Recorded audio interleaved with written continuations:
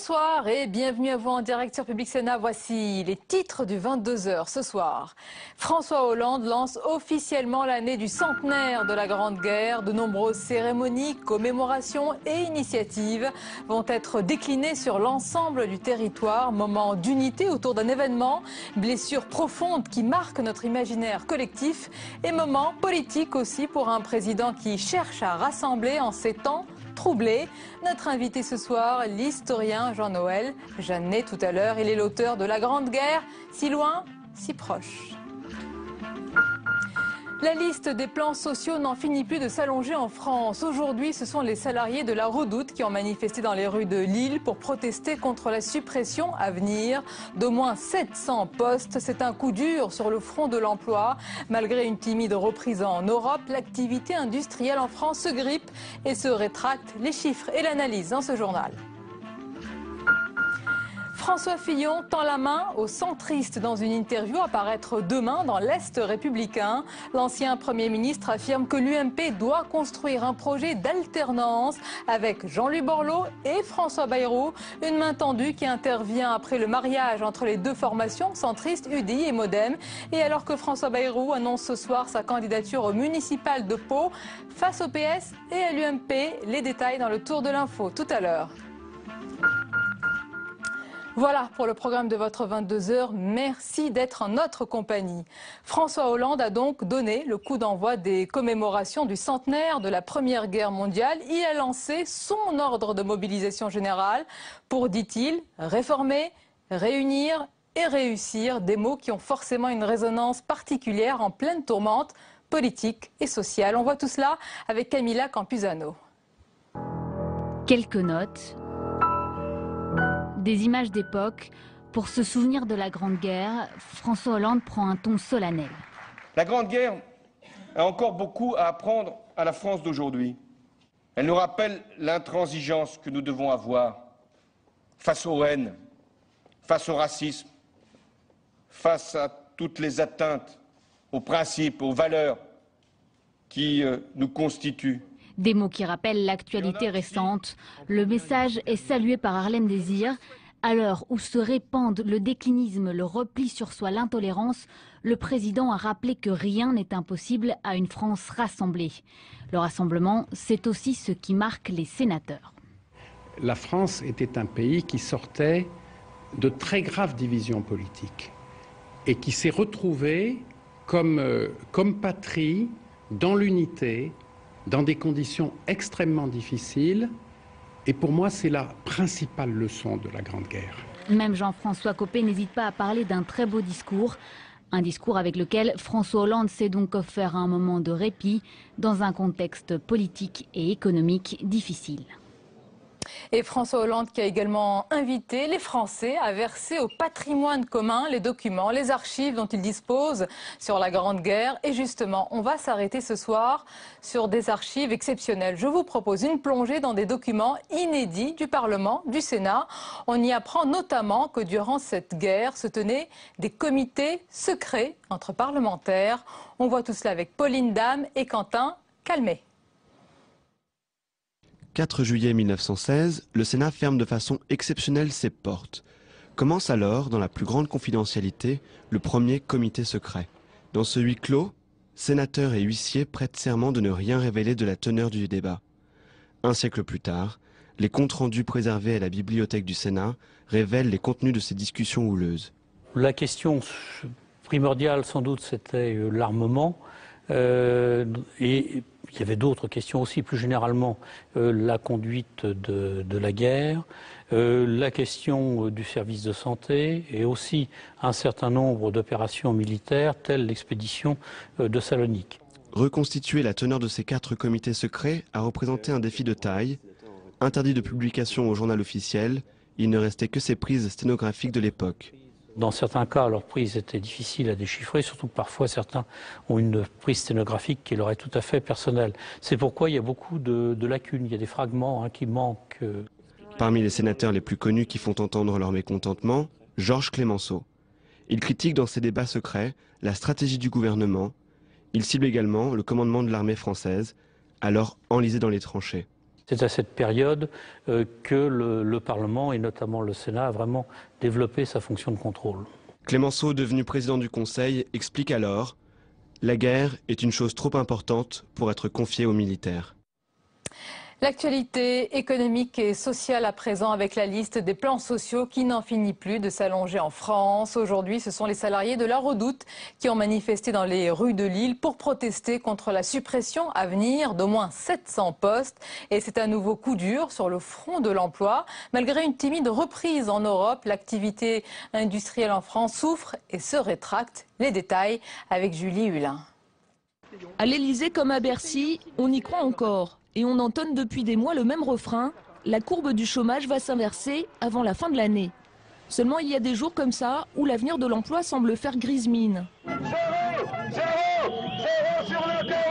Ils étaient des centaines dans la rue ce matin à Lille, 700 postes menacés à la Redoute lors d'une prochaine session. Un enjeu énorme, avec tous les emplois indirects chez les sous-traitants. L'entreprise fait travailler 6000 personnes dans la région. Nous devons être gérés par un vrai patron, pas par quelqu'un qui veut que des profits. Après le Nord, la Picardie. À Amiens, les ouvriers de Goodyear bloquent leur usine. L'arrêt du site qui emploie 1173 salariés avait été annoncé le 31 janvier dernier. Cet après-midi a eu lieu le dernier comité d'entreprise. Les syndicats ont entamé des poursuites judiciaires. Je pense que Goodyear veut faire, comme bon nombre d'entreprises en France, licencier des salariés sans raison valable, sans motif économique, sans respecter les règles. Après les pneus, l'électroménager. Fagor-Brandt a été placé aujourd'hui en redressement judiciaire. La filiale française du groupe espagnol Fagor a été déclarée en cessation de paiement. Une période d'observation de 6 mois a été fixée. 1800 salariés sont concernés. On attend un geste intéressant du gouvernement qui nous aide à reprendre l'activité. C'est surtout ça, qui nous aide que nos usines redémarrent. Le gouvernement, appelé à l'aide, a-t-il une responsabilité dans ces dossiers? En un an, plus de 1000 plans sociaux ont été officiellement lancés. La reprise qui se dessine ne profite pas encore aux entreprises et laisse l'exécutif dans une spirale infernale. La suite du 22h avec nos invités ce soir, l'historien Jean-Noël Jeannet. Bonsoir. Bonsoir. Et bienvenue. Vous êtes l'auteur de La Grande Guerre, si loin, si proche, aux éditions Le Seuil. Également, je cite cet autre ouvrage, L'histoire, la liberté, l'action, des œuvres de 1977 à 2013, rassemblées dans cet ouvrage. Et ce très beau livre, on va en voir de très belles photographies tout à l'heure, Jour de guerre, 1914-1918. Merci beaucoup d'être avec nous, Jean-Noël Jeannet. Avec nous également ce soir, Stéphane Rosès. Bonsoir Stéphane, professeur à Sciences Po, président de CAP. Et notre chroniqueur nous accompagne, Jean-Louis Gombaud. Bonsoir Jean-Louis. Bonsoir Sonia. François Hollande a donc officiellement ouvert l'année du centenaire de la Grande Guerre. De multiples cérémonies, commémorations et initiatives vont être déclinées sur l'ensemble du territoire durant l'année 2014. Moment d'unité autour de ce qui marque notre imaginaire collectif et moment politique aussi pour un président qui cherche à faire passer un message de rassemblement en ces temps troublés. On écoute un extrait de son discours. Ce temps de mémoire arrive à un moment où la France s'interroge sur elle-même, sur sa place, sur son avenir, avec l'appréhension qui s'empare de toute grande nation confrontée à un changement du monde. Et aussi l'impérieuse nécessité de faire bloc si nous voulons gagner les batailles qui aujourd'hui ne sont plus militaires, mais économiques, et qui mettent en jeu notre destin et notre place dans le monde. Alors parlons d'abord de ce discours, Jean-Noël Jeannet. Est-ce que selon vous, François Hollande a trouvé les mots justes, la portée nécessaire, le ton adéquat à la hauteur de cet événement? Oui, j'étais à l'Élysée avec un certain nombre de mes collègues historiens et citoyens. Et nous avons de fait considéré que l'essentiel a été dit sur un ton approprié. Il s'est inspiré d'écrits, François Hollande, il s'est nourri de discussions avec des historiens, avec vous aussi. Est-ce que vous l'avez un petit peu conseillé sur la colonne vertébrale, l'architecture de ce discours? Je l'ai vu, mais toute rencontre de ce type avec le président de la République doit demeurer confidentielle. Bien sûr, mais on imagine qu'il s'est nourri de vos discussions.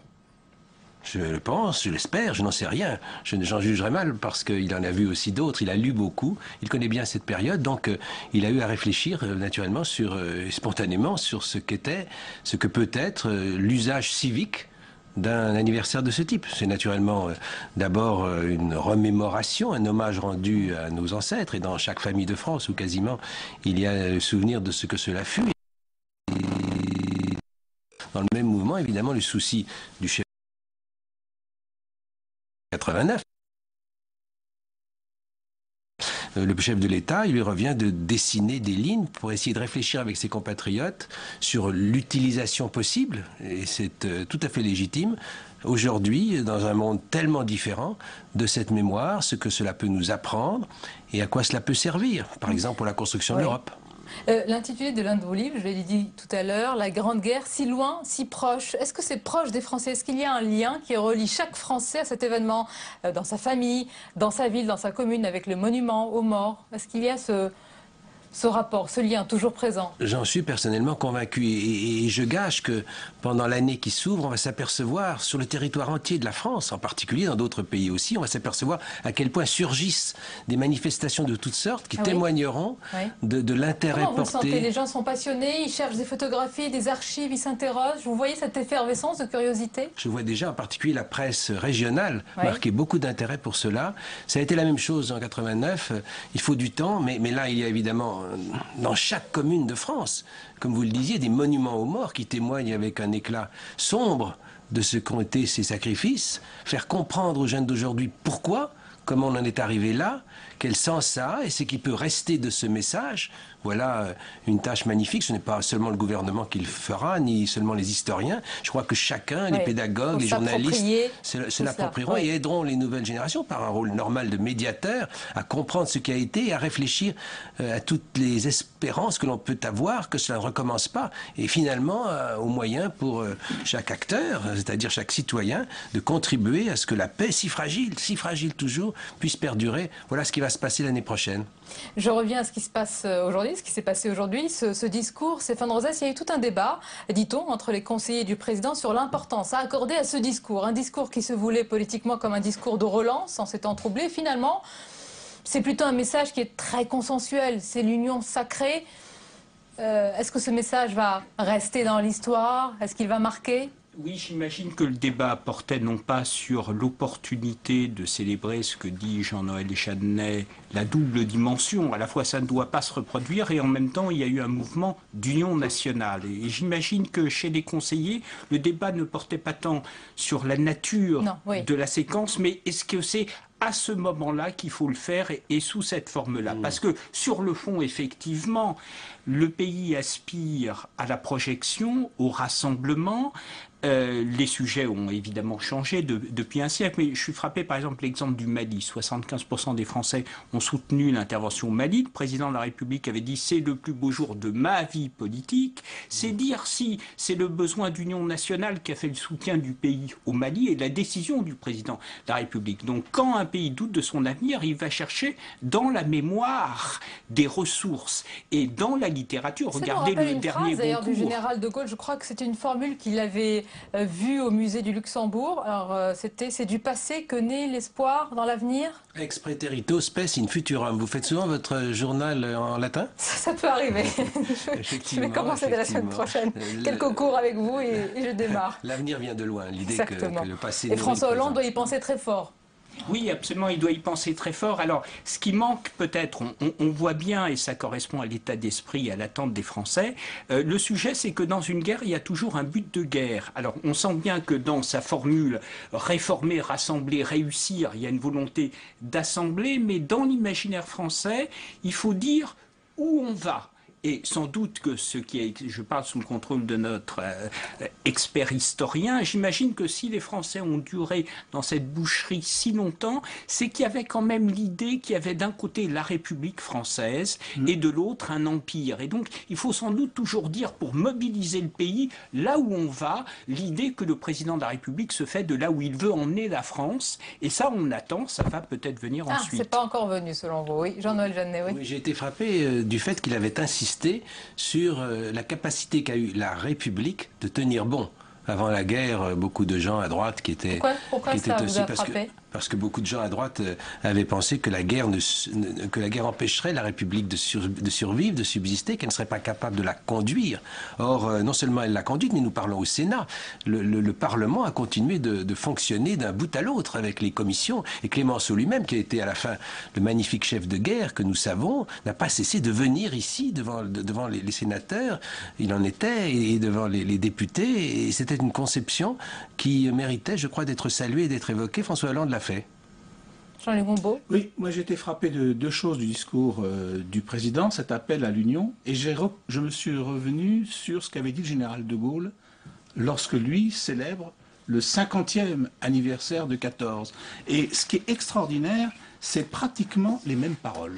Vous regardez de Gaulle, il dit le 2 août 14. Alors ce qui est intéressant, c'est qu'il va parler, il parle du 2 août 14, c'est-à-dire, en fin de compte, la mobilisation générale. Et lui, le général de Gaulle va parler également le 2 août. C'est-à-dire que dans son idée, c'est encore plus que ce que vient de dire François Hollande, c'est-à-dire mobilisons-nous et union sur une mobilisation. Et il dit le 2 août 14, jour de la mobilisation, donc, le peuple français tout entier se met debout dans son unité, ça aura lieu en tout lieu, toutes les régions, toutes les localités, etc. etc. Donc cette idée d'union nationale est permanente et elle omnibule également le général de Gaulle à l'époque, et je reviens, il parle bien du 2 août, c'est-à-dire le jour de la mobilisation générale. Et ça revient à un deuxième aspect, quel jour faut-il parler ? Parce que François Hollande aurait pu parler le 11 novembre. On est à 2-3 jours du 11 novembre. C'est compliqué parce que c'est l'armistice, donc c'est le jour un peu de la défaite de l'Allemagne. C'est la fin. Oui, mais c'est aussi la défaite. Oui. Et donc il est peut-être un peu gêné de célébrer le jour de la défaite de l'Allemagne. Dans le contexte politique, il aurait pu parler le 3 août, c'était la déclaration de guerre de l'Allemagne.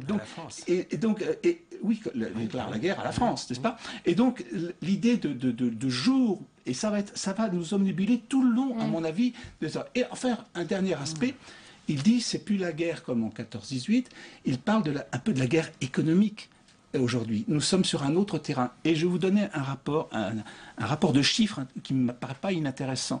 La guerre, 14-18, c'est 1000 morts par jour. Eh bien, moins maintenant, mais il y a quelques mois, le chômage a augmenté de 1000 chômeurs par jour.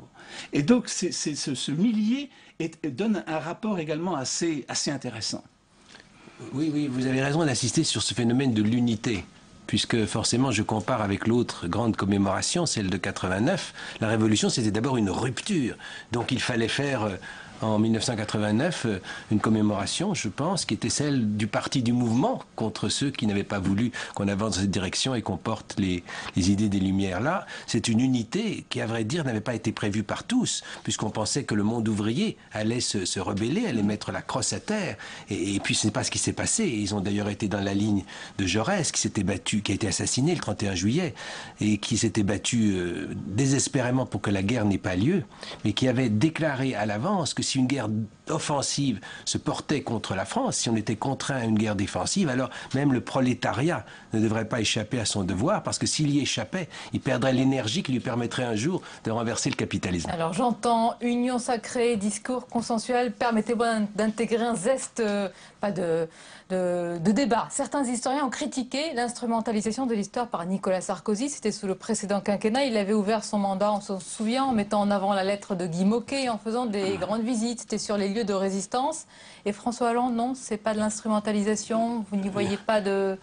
Guy Môquet, c'était différent. On allait prendre un personnage, et rappelez-vous quand même ce qu'avait proposé à un moment donné Nicolas Sarkozy, de charger chaque enfant de France, de prendre une sorte de parrainage posthume et sinistre à l'égard des malheureux enfants juifs qui avaient été massacrés par la Shoah. Non, je crois qu'il s'agit d'un événement majeur, ce n'est pas une instrumentalisation, c'est une date, et ce qui frappe, c'est que cette unité de départ s'est trouvée ensuite en quelque sorte mise en retrait, entamée, et même aboutie à des refus de ce souvenir tel qu'il était. Donc il s'agit maintenant de réintégrer cette histoire dans une unité nouvelle au service de finalités qui sont évidemment très différentes, heureusement, de celles de 1914. C'est comme ça que j'ai senti ce discours et c'est pour ça qu'en gros je l'ai approuvé. Il y a une prolongation entre Nicolas Sarkozy et François Hollande sur l'idée même de la commémoration.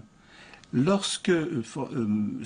Sarkozy, c'est lui qui a lancé l'initiative, c'était en mai 2011, n'est-ce pas? Et il dit dans sa lettre de mission qu'il demande aux gens qui vont s'occuper de ça, de mettre ça sous l'angle de la commémoration internationale. Et François Hollande reprend exactement la même idée. Donc, de ce point de vue, par rapport à la 14e, pas de rupture, oui. Exactement, on est sur la même idée. Donc, ce qui montre qu'il n'y a pas d'instrumentalisation. on est sur la même prolongation. Il y a un autre point d'ailleurs où il est dans la continuité, c'est la manière dont on devrait traiter les fusillés, les victimes de la guerre. Lionel Jospin, le premier, en avait parlé en 99.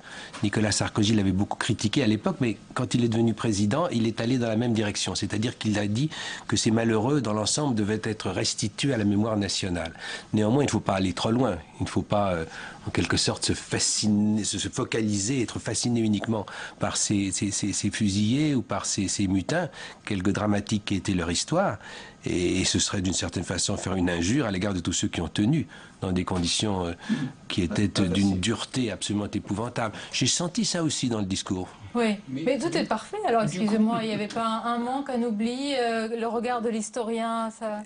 Je vous en prie, vous allez peut-être trouver un oubli que je ne vois. Je dirais qu'il y a une autre chose qui me plaît beaucoup, je ne sais pas. C'est plus piquant, évidemment, d'être critique, et ça m'est arrivé ici. Si c'est votre avis. Et vous m'avez déjà invité, mais il y a un autre aspect. Il y a un aspect, l'éloge. J'en fais une analyse que je crois effectivement positive. Un éloge, je ne sais pas. Mais j'ai approuvé aussi qu'il dise une chose très très claire, c'est qu'il revient à l'État de proposer des lignes pour une commémoration, mais il ne revient à l'État en rien de se mêler de la recherche universitaire. Et là, c'est le professeur d'histoire qui vous parle. Et il a apprécié ce point particulier. Comme en 89, on a mis une coupure absolue entre ce qui était naturellement la manière dont un gouvernement doit proposer des leçons de cette affaire, et puis de l'autre côté, la recherche qui doit être à la fois désintéressée et libre. Il y a insisté, je ne m'y attendais pas, j'en étais content. Oui, je suis très positif, après tout, pourquoi pas. Ça peut arriver. Du bien aussi, mais vous avez tout à fait le droit, Stéphane Rodez. Dans cet aspect positif, monsieur l'historien, est-ce que vous constatez, dans la dernière période, dans le regard de la société française sur la guerre de 14-18, une évolution? Est-ce qu'il n'y a pas dans la dernière période l'accent mis non pas sur la boucherie, non pas sur, mais au contraire sur l'aspect union nationale? Est-ce que vous voyez dans la façon dont le travail de mémoire se fait sur la guerre de 14-18 des indices sur l'état moral du pays aujourd'hui et ses aspirations? Oui, je crois qu'il faudrait pour cela faire l'histoire des 100 ans ou des 95 ans qui nous séparent de l'armistice de 18. Il y a eu des attitudes collectives très différentes. L'union de 14 s'est brisée après 1919, en particulier à cause du pacifisme, à cause de la révolution russe, à cause du sentiment de beaucoup de combattants que cette der des der n'en était pas une, et qu'on revenait à une situation épouvantable. Certains sont même allés au bout du pacifisme, même à gauche, en refusant de lutter contre Hitler. C'était une minorité. Et par conséquent... On peut peut-être dire, dans le salon de maquillage, nous chantions tous les trois la chanson de Brassens, très antimilitariste. Non, c'est une blague, oui, mais on évoquait cette chanson qui a eu du succès dans des périodes d'après 68 où l'antimilitarisme était fort. On ne la verrait pas spontanément ressurgir aujourd'hui, au moment où le pays recherche plutôt ce qui rassemble ce que l'on est face au doute, face à l'avenir, non? Vous pensez à moi, mon colon, celle que je préfère, c'est la guerre de 14-18. Voilà, ou bien le 14 juillet, je reste dans mon lit douillet. C'est ça, absolument. C'est vrai. Absolument. Mais il y a toujours une tentation, un courant qui est un courant, on peut appeler un peu anarchiste, et dont la détermination d'hostilité à la guerre pousse à un pacifisme absolu. Ce n'était pas d'ailleurs les socialistes tels que Jaurès avant la guerre. Et puis il y a eu ensuite évidemment les conséquences de la guerre de 14-18. Il y a eu la coupure de la gauche entre communistes et socialistes. Il y a eu la montée après la crise du nazisme. Tout ça a provoqué une sorte de dislocation de la mémoire de la guerre dans les différents pays, à l'intérieur même de la France. Mais après la chute du mur, après avec l'évolution des choses, je crois qu'on arrive à un moment où on peut, par une sorte après une évolution circulaire, on peut revenir à une certaine unité de la mémoire collective. Maintenant, évidemment, si on s'en servait d'une façon excessive pour une utilisation politicienne, les citoyens français le refuseraient. Pas de fièvre commémorative, mais une curiosité, une effervescence. Plutôt. Une effervescence. Je vous assure que vous allez la constater. Vous aurez souvent à en reparler, Sonia, dans votre journal. En tous les cas, j'étais en train de montrer ces magnifiques photographies dans cet ouvrage, avec les regards, les visages, magnifiques à découvrir. Voici pour votre ouvrage, je rappelle aussi La Grande Guerre, si loin, si proche, réflexion sur un centenaire chez Seuil, et l'histoire, la liberté, l'action Action œuvre 1977-2013. Merci Jean-Noël Jeannet d'avoir été notre invité. Merci Jean-Louis Bombaud et Stéphane Rosès. Dans le reste de l'actualité, en bref ce soir, c'est l'actualité politique. François Fillon qui affirme que l'UMP doit construire un projet d'alternance avec les centristes, Jean-Louis Borloo et François Bayrou. Dans une interview à paraître demain dans l'Est républicain, l'ancien Premier ministre tend la main aux centristes. Ils sont maintenant nos partenaires, dit-il.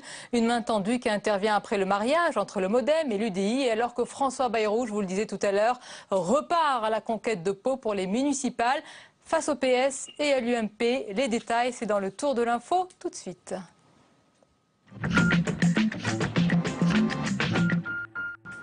L'arbitrage Adidas toujours dans le collimateur de la justice. Bernard Tapie a été entendu par les juges du pôle financier de Paris.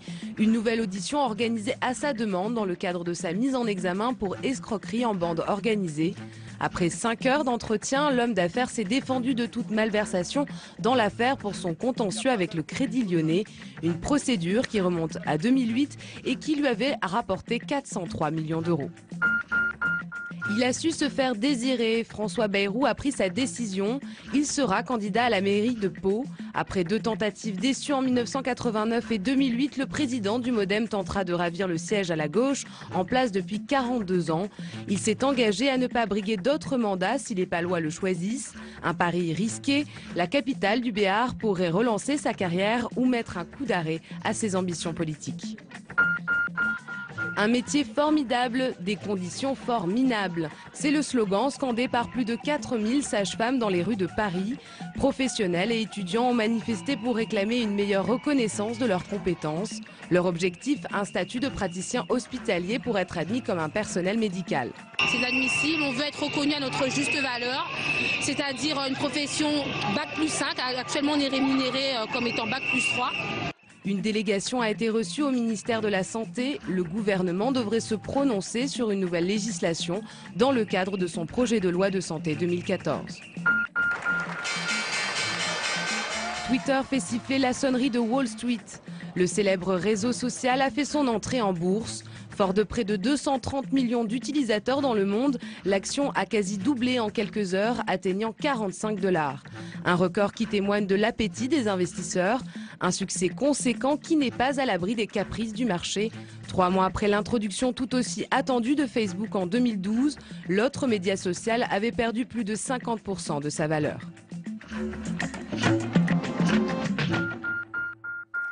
Et la dernière page de 22h avec, comme tous les jeudis, la semaine d'actu croquée par notre dessinateur Hervé Baudry. Regardez.